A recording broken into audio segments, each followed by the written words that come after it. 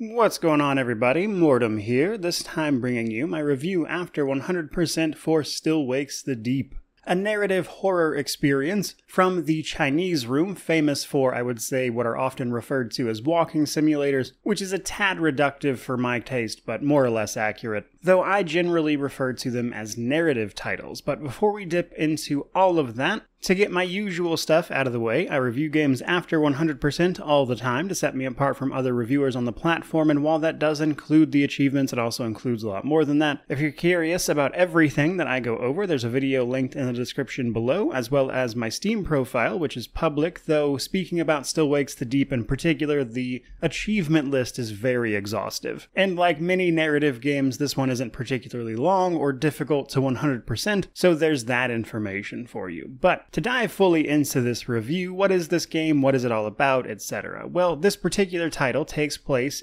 in and around an oil rig out in the sea off the coast of Scotland. We play as Kaz during an event in which we dig too greedily and too deep, discovering something altogether alien, which then begins to take over and destroy the rig and the people in it. Now, as this game is its story, essentially, I don't want to spoil too much here, so beyond that basic setup, it's really hard to talk about much of anything with what might be considered at least minor spoilers. So while I'm going to be doing my best to avoid those things, do be aware that that might be an issue. So if that is a concern for you, just know that I think the game is very good, if a little pricey and a little bit buggy at the moment. But otherwise, great if you want a narrative experience. From there, though, let's talk about the technical state, because I just said this game is a little bit buggy, so what is that about? Well, first and foremost, the game crashed on me a handful of times, and given that the title only has a runtime of about 4 to 6 hours on a general playthrough, isn't exactly great. And what's more, I actually ran into a game-breaking bug that forced me to restart one time. Now, again, luckily, this is a pretty short title, so that was not exactly a huge hit to my playtime or anything, but definitely noteworthy. Now, they've already mentioned on the Steam forums that they're actually trying to fix that specifically, but I've also seen a few other people, both in Steam reviews and forums, etc., mention that they're also running into issues, and while I think the game is short enough that, just working around them isn't the end of the world, given how expensive this game is for what it is, $35 US, I think that those bugs are absolutely noteworthy, in spite of how much I enjoyed the rest of it. Though luckily this is also on Game Pass, which is a much lower stakes way to try it out. But from there, let's talk difficulty on this one. So believe it or not, a game like this does come with a difficulty setting, which is pretty much story and standard. Now, as you might imagine, story is easier, whereas standard is the intended experience. The primary difference here seems to be how aggressive the enemies you're going to run into are, and while you're not doing a lot of fighting and the like in this game, what there is are these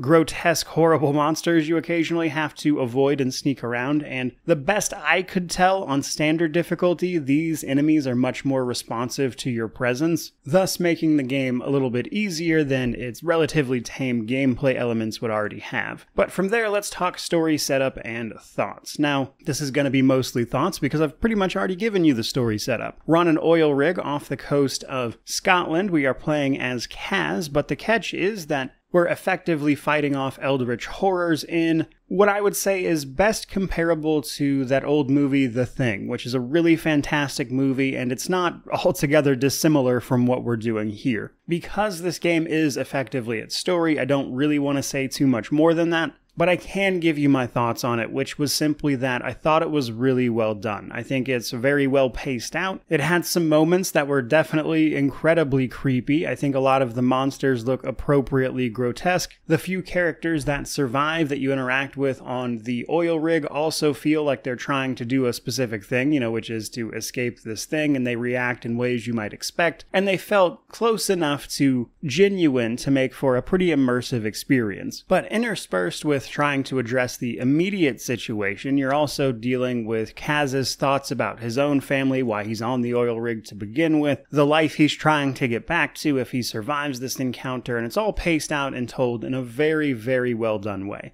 And honestly, it better be when it's the literal focus of your title. But in that front, the most important one for this game, in my opinion, it definitely delivers, and I enjoyed it all the way through. With that in mind, though, let's talk a little bit about the gameplay. Now, a game like this doesn't really have progression beyond simply moving through portions of the game. You're not going to pick up new abilities or anything like that. But I also personally wouldn't call it a walking simulator just because there are things you're absolutely going to have to do, which is navigate your way around obstacles and these monsters. Now, climbing and interacting with the environment often involves QTEs of some sort, climbing up ladders or trying to restore your grip when you fall or the oil rig shakes, that kind of thing. And then depending on where you jump and move your character to, it's very possible to fall to your death if you're not being careful. And then there are the moments of stealth. There are absolutely going to be monsters and things roaming around the station, and you'll have to occasionally avoid them, typically using stealth, avoiding their attention, which comes down to throwing things like distractions and always navigating your way through the environment in a way that's going to keep you safe from that enemy. And then there's the optional stuff. There are a handful of things you can do, such as explore certain areas of the oil rig as you move through them to get little hints about who each of the people here were, adding that little bit of backstory that I think really complements a story like this. For instance, you can rummage through people's cabins at different points in the story, learn a little bit about them, what they're all about. You can occasionally have things like optional phone calls with different parts of the station to talk to other survivors and kind of get their perspective on things, and then later, as the game progresses, those can turn a little more dark, as a few examples. So,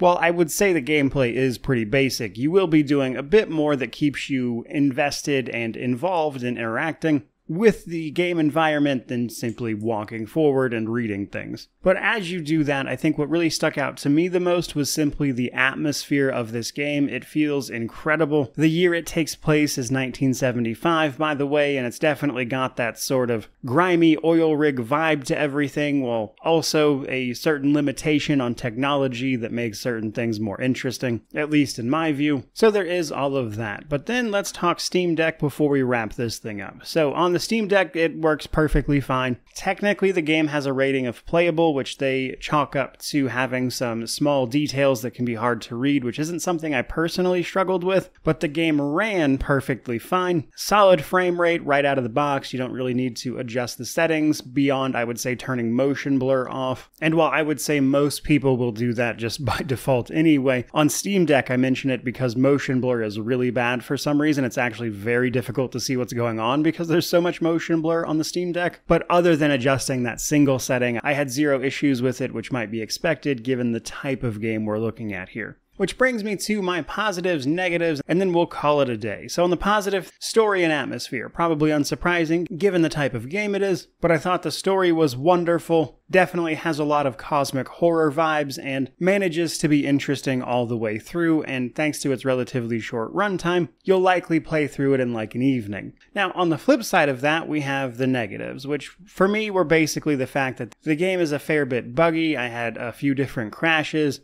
I had that game-breaking bug. There's a few minor things here and there, like some clipping issues. So while it's hardly unplayable, you might run into some issues, which I think is mostly a problem when you look at the game's price, which is $35 US over on Steam if you want to actually own it, which is, frankly, a little expensive. Now, I did actually pay for this, though I used a gift card to bring that down to $20, which I was a little more okay with, but because of how expensive that game is, I'd say the best way to play this and experience it is probably Game Pass. So for a conclusion, while the game is absolutely a fantastic experience, story and atmosphere-wise, if you want to buy it outright, it's a little bit pricey, and regardless of that and whether or not you want to play it on Game Pass, you're definitely going to have to watch out for some bugs you might run into, which I'd say is the main damper on the experience more so than anything else. Which means that if you enjoy a good narrative title, which is inherently, in my opinion, kind of a niche genre, this is a great one and worth your time. Provided, of course, you're aware of a couple things first. But that is pretty much going to wrap up this particular video. I hope you enjoyed this shorter one, which honestly is a little nicer on me every once in a while. But definitely let me know how you felt about the game down in the comment section below. If you've played it or not, I'd love to hear what you thought of it, which of course means to like, comment, subscribe, all that YouTube jazz. But regardless of any of that, truly, just thank you so much for watching. I really do appreciate it. May you wander in wisdom and have an amazing day.